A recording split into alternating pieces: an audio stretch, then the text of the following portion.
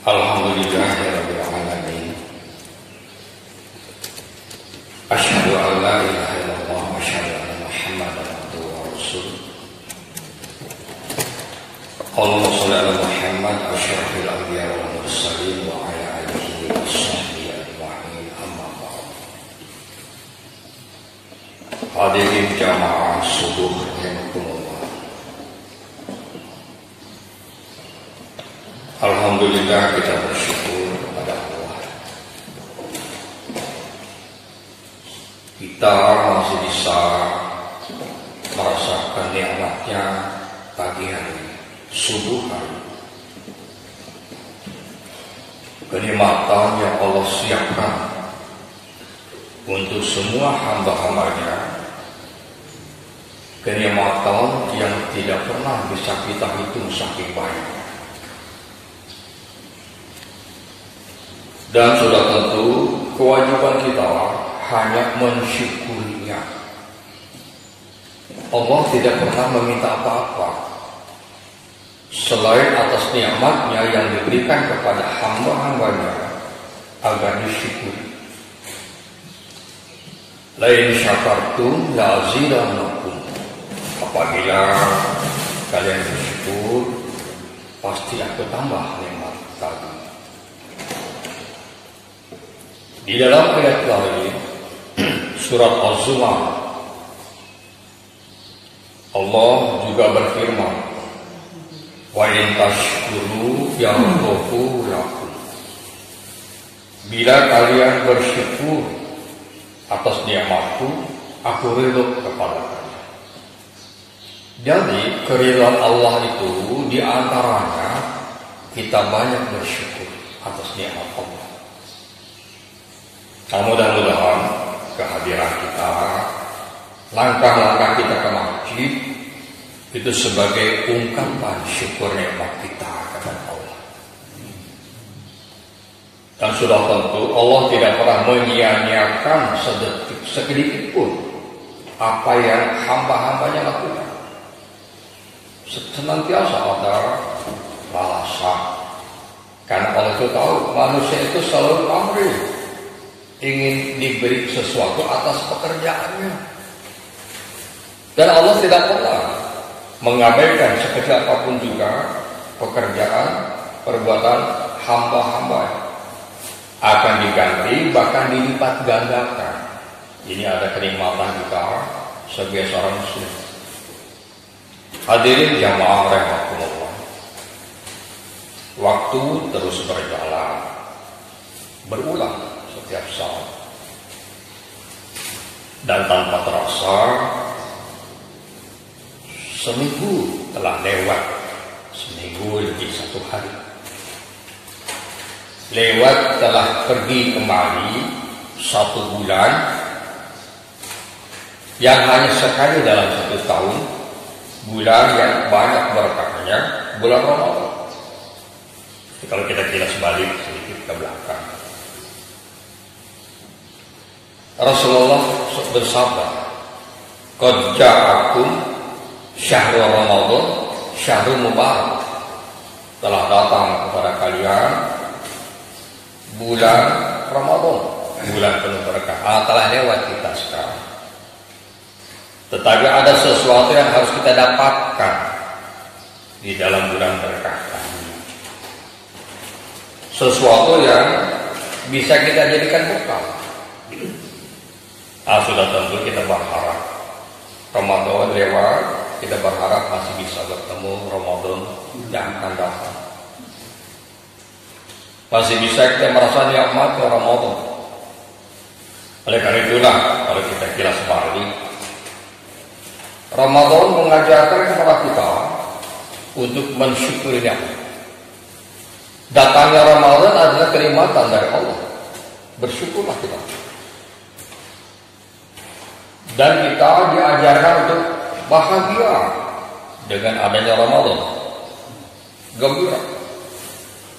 Bahagia, gembira, dan menggembirakan sahabat kita.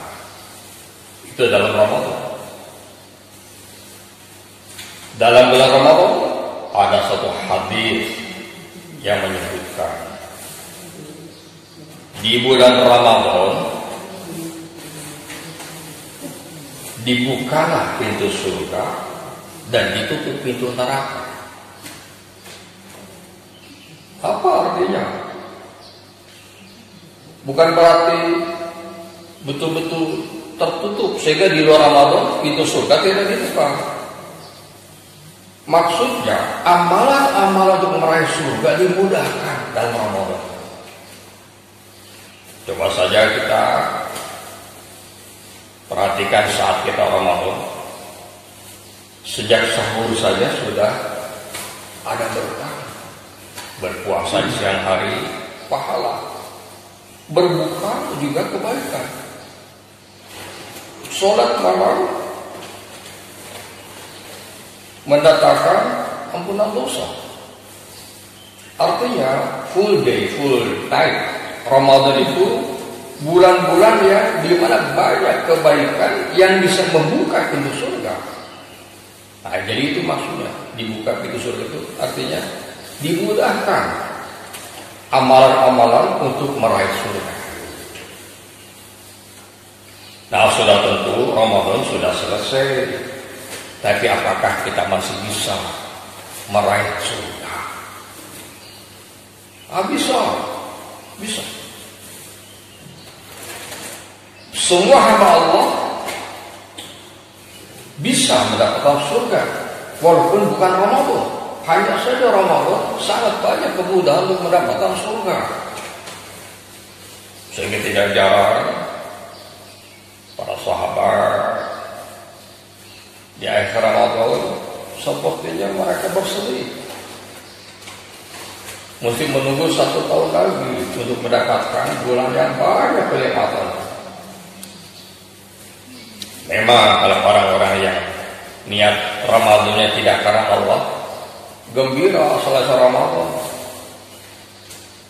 bisa makan minum sepuasnya siang hari, tidak perlu payah-payah sholat malam, sholat tarawih.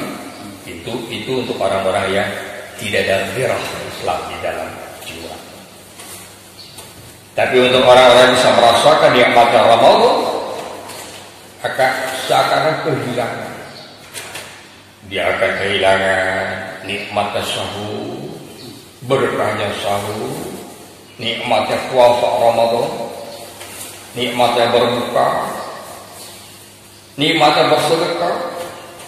Karena akan lain, sangat lain beramal ibadah kebaikan di bulan Ramadan dengan luar Ramadan akan sangat berbeda rasanya. Tapi kita harus bisa menciptakan kembali kenikmatan Ramadan walaupun Ramadan sudah lewat. Artinya ketika kita nikmat bersedekah, berbuat baik, melakukan amal-amal saleh, sholat dengan rasa nikmat di Ramadan, bentuk kembali setelah Ramadan kenikmatan tadi. Sehingga sering saya katakan Ramadan boleh lewat, tetapi ruh Ramadan harus ada di dalam setiap hamba Allah yang masih mampu merasa nikmat yang bersedekah, dan dia tidak meninggalkan amalan Ramadan yang dia sangat suka dan cintai. Di antaranya Ramadan kan menggemarkan kita baca Quran. Nah, setelah Ramadan tidak berhenti. Kita khatamkan Quran Ramadan, pada Ramadan kita tinggalkan Quran, tidak seperti itu. Justru kita makin merasa harus tercipta tilawah Quran di bulan Ramadan dalam bulan-bulan luar Ramadan. Baca terus. Nah, tadi saya katakan, bisakah kita di luar Ramadan meraih surga? Bisa. Baik, bisa. Dalam sebuah hadis Nabi, hadis sahih riwayat Imam Tirmidzi, Rasulullah sallallahu alaihi wasallam bersabda, "Inna fil jannah ghurafa tura zuhuruha min butuniha wa butunuha min zuhuriha. Faqama Arabi faqala liman hiya ya Rasulullah. Qala liman atobal kalam wa amat ta'am wa adama syar wa shalla lillah billail wan nas niyam. Rasulullah bersabda, di surga itu ada sebuah kamar.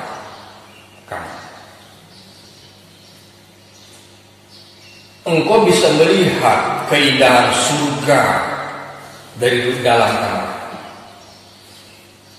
dan engkau bisa melihat keindahan kamar tadi dari luar kamar. Artinya kamar di surga bisa melihat keluar keindahan surga, dan kalau kita keluar kamar bisa melihat keindahan kamar. Namanya juga kamar di surga.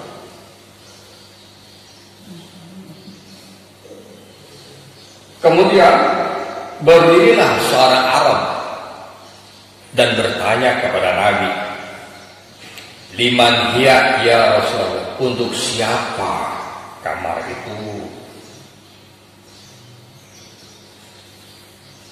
Qala, Rasul menjawab, liman atobal kalam, untuk orang-orang yang bicaranya baik, bicaranya benar, bicaranya lurus sesuai syariat, bicaranya yang senantiasa terkontrol dalam kebaikan. Kan kita saat Ramadan tahu benar bahwa puasa seseorang tidak diterima oleh Allah, walaupun dia meninggalkan makan dan minum, kalau dia tidak bisa menjaga ucapan itu dalam Ramadan. Ternyata kebiasaan berbicara benar baik itu adalah salah satu syarat agar seseorang bisa mendapatkan surga. Liman atau balkan, orang-orang yang ngomongnya benar, nggak ngawur. Karena ada orang pejabat, mungkin kalau pejabat ngomongnya untuk apa ngurusin Palestina? Itu bukan urusan kita. Bukan orang Islam itu. Orang Islam itu harus merasa sesama Muslim adalah satu badan. Kalaupun kita tidak bisa membantu secara finansial dan fisik, paling tidak doa. Mana doa itu bisa, doa. Kalau doa saja sudah tidak mau, barangkali dia bukan orang Islam. Liman atobal kalam, orang-orang yang bicaranya benar, bicaranya baik, menyenangkan. Bahkan di dalam hadis yang lain, hadis sahih riwayat Imam Bukhari, indikasi iman itu adalah ucapan. Man kana yu'minu billahi wa yawmil akhir falyaqul khairan aw liyasmut. Barang siapa yang beriman kepada Allah dan hari akhirat, maka berbicaralah baik, benar, lurus atau diam. Kan begitu. Jadi indikasi keimanan. Hadis lain disebutkan salamatul insan fihi lisan. Selamatnya manusia itu karena ucapan. Kalau istilah sekarang kan ada istilah mulutmu harimau, kan begitu. Kalau ngomong ngawur, dampaknya juga negatif. Dan Rasulullah mengajarkan, bahkan Rasulullah itu kalau berbicara dengan sahabat, tidak pernah ucapan-ucapan tidak baik muncul. Sampai-sampai Anas bin Malik, seorang sahabat dan juga pengikut Rasul yang setia, berkata, selama saya melayani beliau, di mana saya disebut sebagai, kalau sekarang barangkali asisten rumah tangga,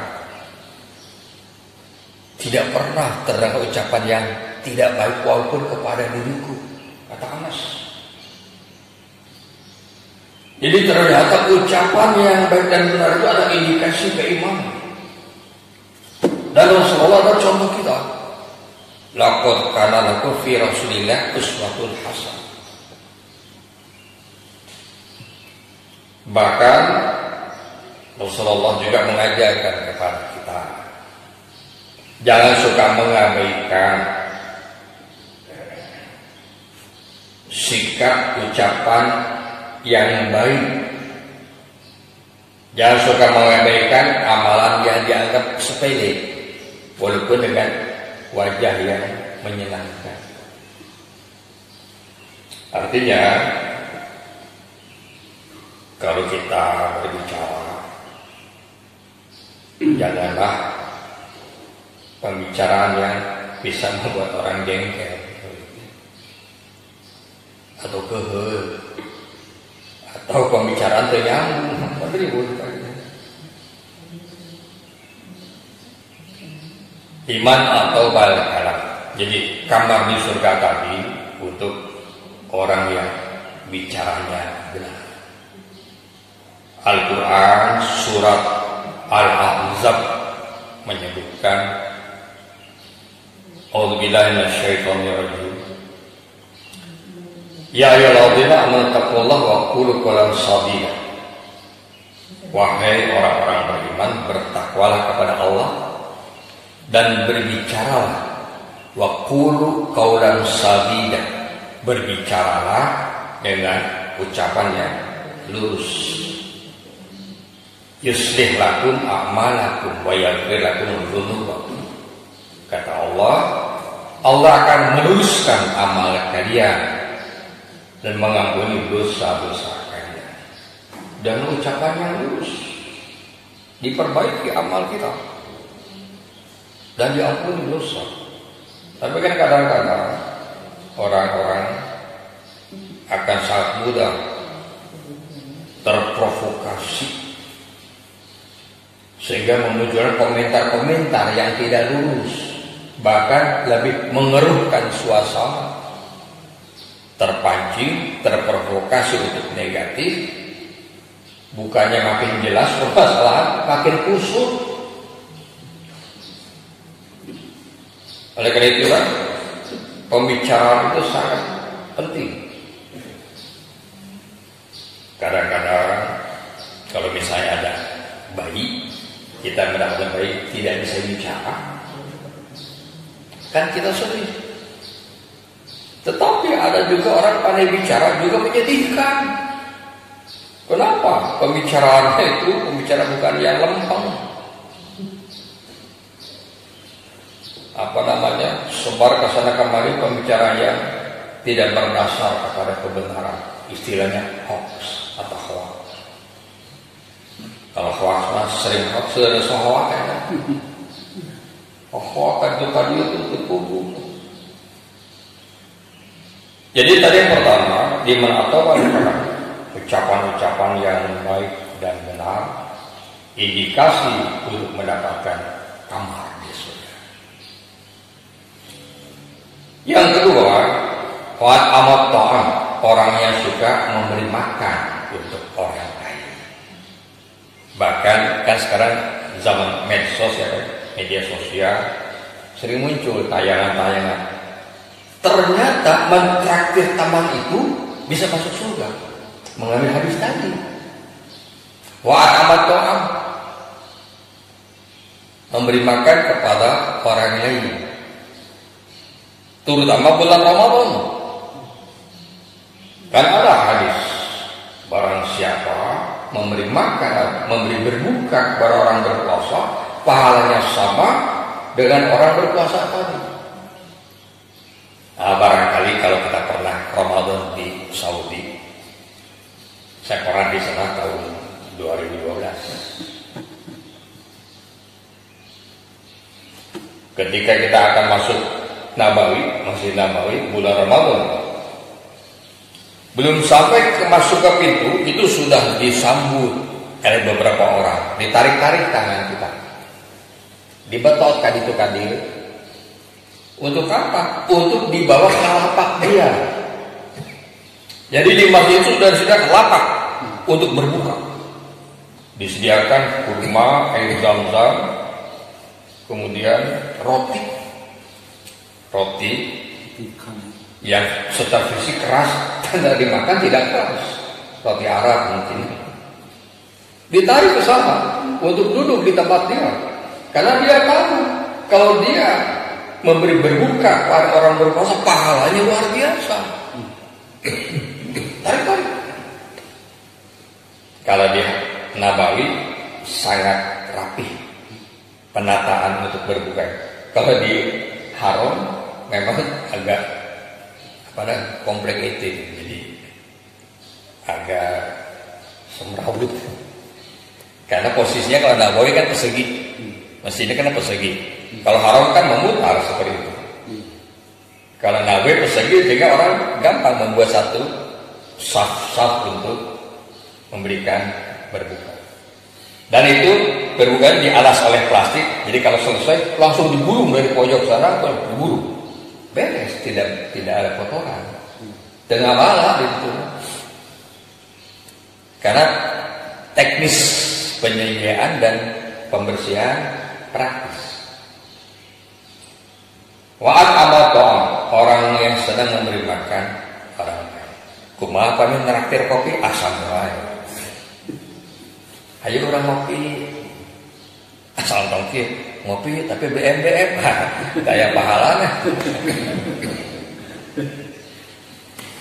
Jadi kalau kita ingin mengayomi teman, artinya kita yang membayarkan. Ngopi yuk, tapi mana membayar? Bukan aja. Ical pahala. Jadi nomor 2, orang senang merupakan orang. Kapan saja. Hanya sudah semampunya. Tidak boleh kita memaksakan. Mau di bumi kita bagian luar pastikan kabatul atau kayak gitu. Tidak boleh memadorotkan keluarga. La doror wala diror. Tidak boleh memadorotkan orang lain dan juga diri sendiri. Tidak boleh. Memberi makan, menyediakan makan kepada orang lain termasuk salah satu indikasi untuk mendapatkan amal di surga. Yang ketiga, yang senang mendawamkan puasa. Ramadan kan dawam atau terus kontinu tiap hari. Bagaimana mendawamkan puasa setelah Ramadan? Tidak ada lagi puasa fardu atau wajib kecuali bayar hutang. Yang ada puasa sunnah. Ada Senin Kamis, ada puasa Daud, ada Yaumul Bid, puasa hari putih. Kenapa disebut hari putih? Yaumul Bid, karena berpuasa tanggal 13, 14, 15 bulan Hijriah, di mana satu bulan sedang purnama. Yaumul Bid, hari putih, 13, 14, 15. Atau Senin Kamis, Yaumul Bid, dan puasa Daud. Kita dawamkan, biasakan, termasuk amal-amal atau amalia yang mengindikasikan seseorang mendapatkan amal di surga. Ada pertanyaan pada saya, apakah kalau puasa sunat harus sahur?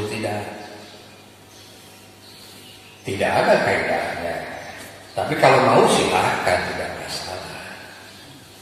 Bahkan Rasulullah pernah pulang dari masjid, datang kepada Aisyah, ada makanan? Tidak ada ya Rasulullah. Saya mau puasa. Begitu. Jadi pulang dari masjid tidak ada makanan, langsung Rasulullah mau puasa sunat. Jadi boleh ini atas satu juga. Memang kalau dalam Ramadan, dalam hadis, barang siapa tidak berniat puasa esok hari, maka tidak dinilai puasa. Sehingga muncullah selesai sholat tarawih, nawaitu shoma ghadin, kan gitu. Itu niat, tetapi sebetulnya tidak perlu dilafazkan. Seseorang yang sahur saja, pada naum sahur, pada sahur main, kan begitu. Jadi tidak perlu misalnya ini. Tapi kalau mau boleh, tidak masalah. Kita tidak perlu memperdebatkan masalah khilafiyah pipa sealin. Jadi kalau yang masalah khilafiyah selama tidak mungkar, boleh tidak? Mana tidak mana? Tidak pedama, oh gitu nah, data ayat tidak minat kan gitu.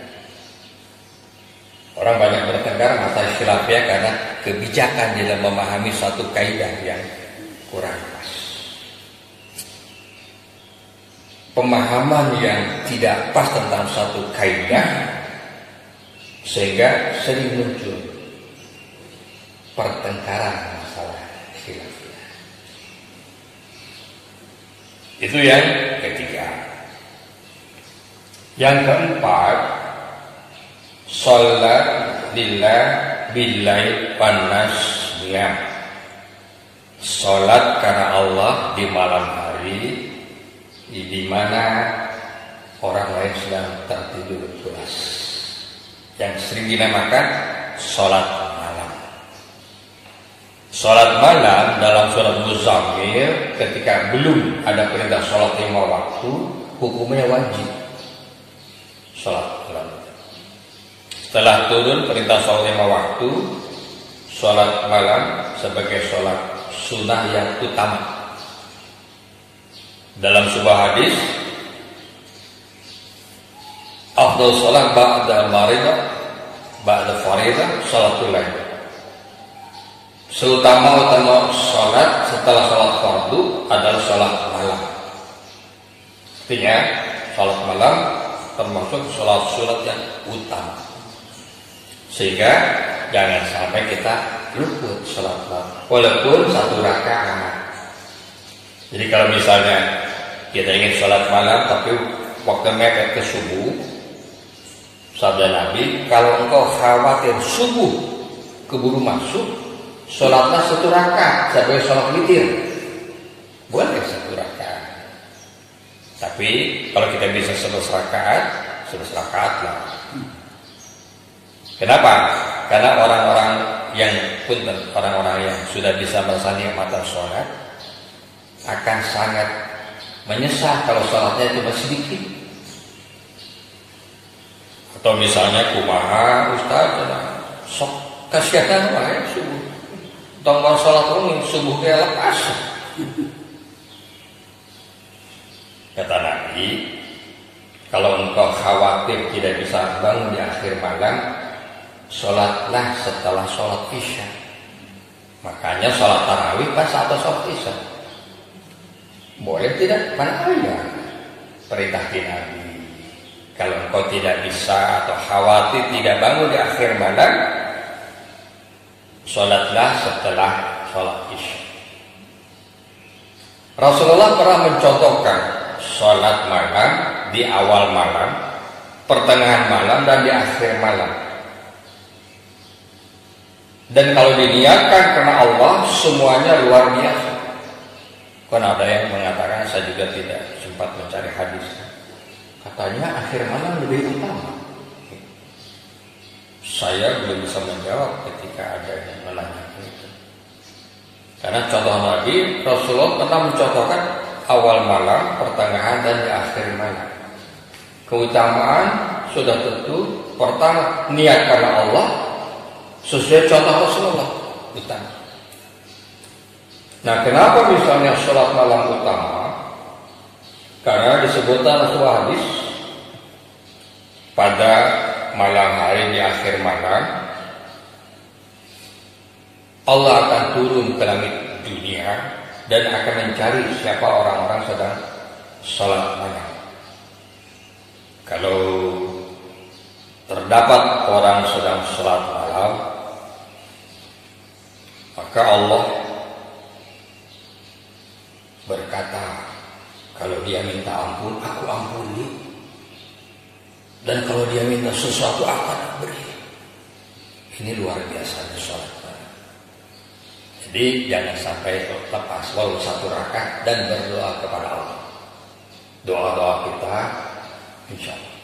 Dan dalam Ramadan tercakup semuanya. Yang telah kita lewati dan sudah tentu kita harus bisa menciptakan suasana Ramadan di luar bulan Ramadan. Artinya ruh dari Ramadan, sholat malam kita, baca Quran kita, sedekah kita tetap dihidupkan agar kita di luar Ramadan pun dapat kamar di surga tadi.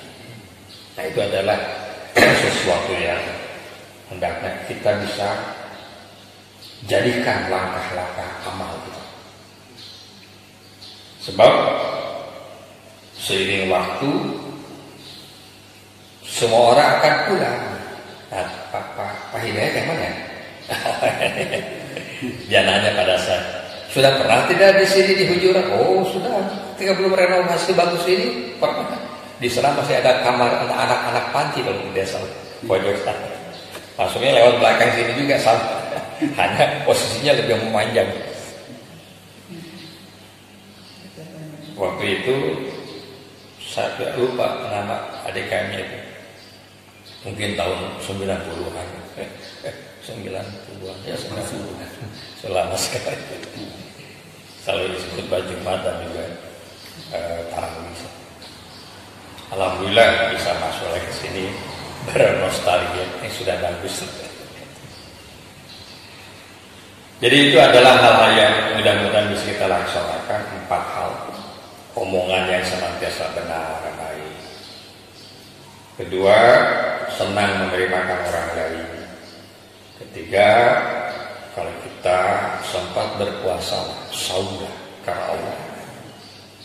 Yang keempat, salat malam, walaupun 1 rakaat, dan rasakan kenikmatan ibadah, apa itu salat, bersedekah, berpuasa, baca Quran, apabila diniatkan karena Allah. Karena nikmatnya ibadah itu kalau niat karena Allah dan melakukan sesuai kaidah Rasulullah akan ada kenikmatan. Tetapi kalau niatnya tidak karena Allah, barangkali kalau ada nikmatnya juga nikmat semu. Wah, saya mau nikmat. Unggal dinten tamat Quran. Oh hebat. Tapi kenapa mesti ceritakan? Oh jadi teringat waktu saya itikaf entah beberapa tahun lalu. Teman saya nanya, "Dang itikaf tuh?" "Itikaf insyaallah." "Atau katingali?"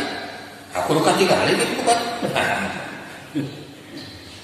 Memang itikaf itu kan ibadah personal. Kalau terlihat oleh orang lain ya nggak apa-apa, tapi kalau kita natur katingali emang harus kelihatan gitu. Jadi ibadah kita harus karena Allah, insya Allah akan menjadi kebaikan. Jadi mudah-mudahan yang saya sampaikan bermanfaat. Bapak-bapak di sini, kita sudah masuk milenial, waktu tidak bisa dihentikan, suatu saat kita pulanglah dengan bisa mendapatkan surga tadi. Tidak tentu perbaiki amal, terus kita berusaha memperbaiki. Jangan bosan berbuat baik. Terus berbuat baik walaupun dengan ucapan. Kalau sekarang kan zaman medsos, dengan kata-kata dalam medsos, apakah Facebook, WhatsApp, ataupun Instagram. Kata-kata yang baik itu adalah langkah kita, dakwah kita. Jangan pasang di Facebook nyarekan batu. Karena ada juga kawan saya itu ya maaf memakai pejabat. Oh, jangan omdo, siapa tadi itu datang jihad ke Palestina, ngomong saja sudah bagus, ada niat bagus. Hati-hati dengan ucapan. Mohon maaf kalau ada hal yang tidak pas.